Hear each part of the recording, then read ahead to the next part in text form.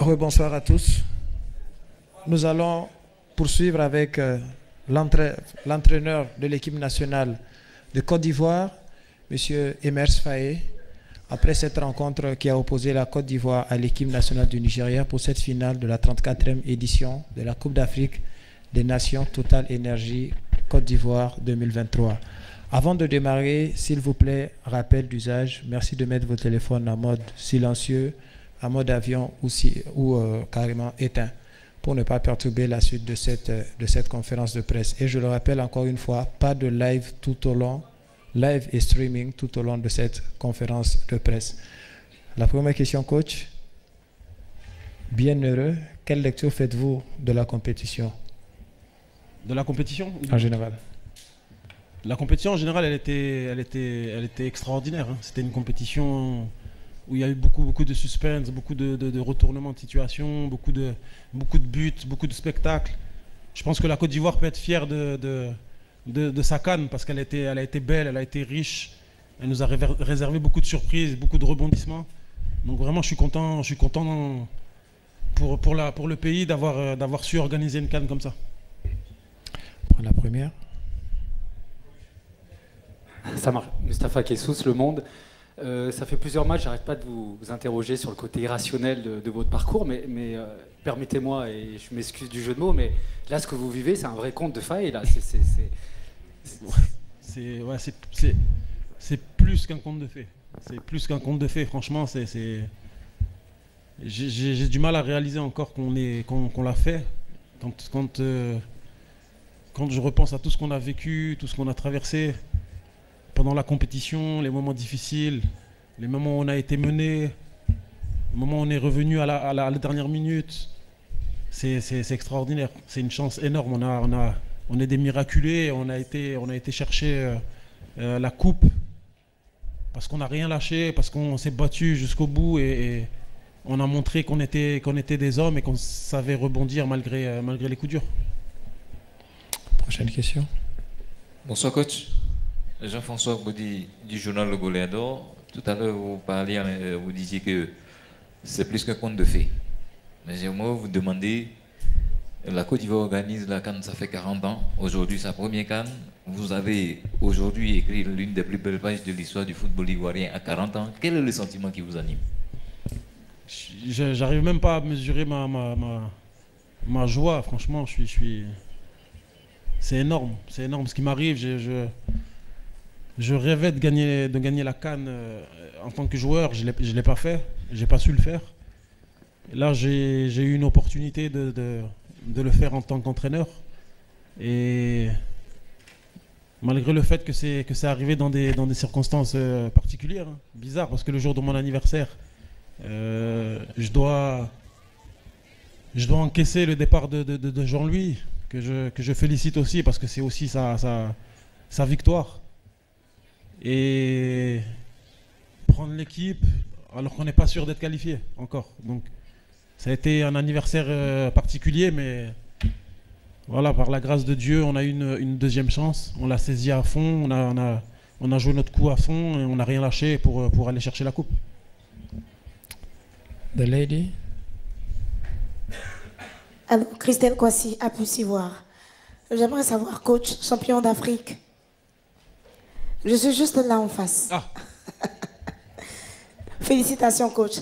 J'aimerais juste savoir, on est mené, je dis on parce que je me fonds à l'équipe nationale, bien qu'étant journaliste, mené 1-0 à la mi-temps, la première période. Qu'est-ce que vous dites aux vestiaires, aux éléphants? Parce que revenu juste 10 minutes après l'égalisation et s'ensuit quelques instants avant le coup de sifflet final, là, le but qui justement envoie la 3e étoile de la Côte d'Ivoire. Quels sont les mots que vous avez donnés dans les vestiaires à vos poulains? À la mi-temps, on a demandé aux joueurs de continuer sur ce qu'ils faisaient parce que j'ai trouvé qu'on était bien. On est bien rentré dans le match, on avait la maîtrise sur le ballon, on s'est créé des opportunités. On a encaissé un but un peu contre le cours du jeu hein, sur ce corner repris en 2 temps par Trostekon. Mais à la mi-temps, on leur a demandé de continuer à jouer, de continuer à les faire courir. C'était le 7e match aujourd'hui, il faisait chaud. Je les ai sentis un peu émoussés aussi, les Nigérians, sur son table de match. Je crois qu'ils avaient du mal à enchaîner. Ils avaient moins de cannes que sur le match, le match de poule qu'on a joué contre eux.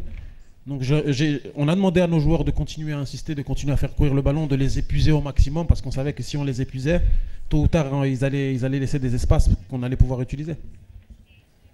Prochaine ici. Bonjour Emers. Emmanuel Baranguet pour l'agence France Presse. Vous avez fait une entrée fracassante dans la carrière d'entraîneur. Vous êtes champion en 4 matchs. L'entraîneur PCRO a souligné que votre équipe avait mieux géré la pression que la sienne. Et je voulais vous demander comment vous aviez réussi ce truc-là. Parce que j'avais cru vous sentir un petit peu nerveux hier en conférence de presse. Ben, visiblement, je me suis trompé. Et comment vous avez transmis un peu de calme à vos joueurs pour qu'ils ne craquent pas sous la pression? Parce que je suis calme de nature en fait. Je suis très calme de nature, je suis discret, je suis calme. Donc non, hier j'étais peut-être fatigué, mais pas spécialement nerveux.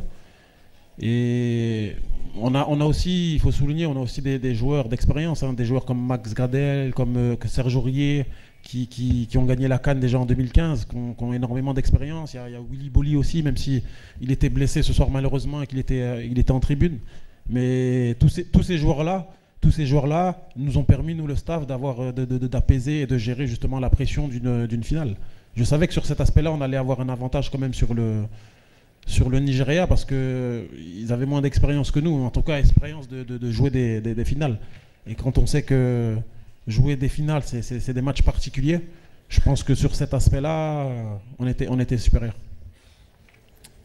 Au fond de la salle. Bonsoir coach. Edem Atipoué, quotidien Togo Matin du Togo. Félicitations pour cette victoire. Merci. Apparemment, vous aviez pris une patate très chaude. Ce n'est pas vous qui avez fait l'équipe et tout. J'aimerais savoir si vous étiez ce sélectionneur qui aurait concocté ce groupe. Auriez-vous fait appel à tous ces joueurs ou il y aura peut-être des changements? Je n'ai pas du tout compris. J'aimerais la savoir. Patate chaude, c'est quoi la patate chaude? J'aimerais savoir, après avoir pris l'équipe et tout ce parcours, c'est une très bonne chose. Et si vous étiez le sélectionneur qui avait fait le choix du début de cette CAN, est-ce que vous auriez le même effectif ou il y a des joueurs que vous aviez en tête? Ouais, question suivante, là, je n'ai rien compris à la question. On prend celle-là. C'est une question qui ne veut rien dire. Je ne sais pas. Bref. Bonsoir, coach. Ici. Bonsoir, coach. Félicitations. Kamara Moussa du site wondima.com de la Guinée, pardon. Vous rentrez mené à la mi-temps. Avec beaucoup de manque de lucidité devant. Vous ressortez. Vous avez deux occasions coup sur coup à travers Max Alagradel et Franck Kessé de la tête. Vous les ratez. Ça ne vous donne pas de doute dans la tête en ce moment précis du match?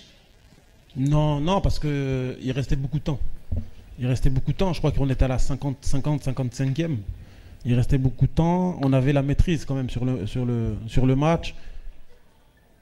On savait qu'on allait avoir d'autres opportunités. Donc il fallait pas qu'on s'affole. Il fallait qu'on garde notre sang-froid et qu'on insiste, parce qu'on savait que tôt ou tard, avec les joueurs qu'on a, avec le pouvoir offensif qu'on a, on était quand même sûr qu'il nous restait quand même pas mal de temps pour revenir. Donc, même malgré ces deux occasions ratées, on est resté confiant et on savait qu'on allait avoir d'autres opportunités. Prends la dernière au fond de la salle. Là.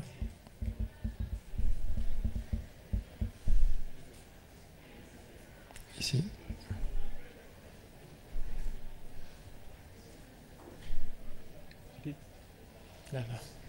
Hello, Coach. My name is Mohamed Fajabari, a Sierra Leonean journalist. The strength of your team is it's your fighting spirit. You proved that against Senegal and then against Mali.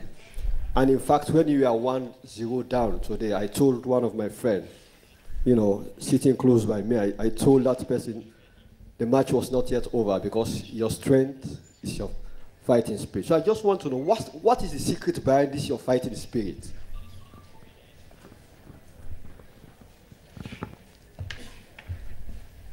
on est soulagé parce que on a lutté.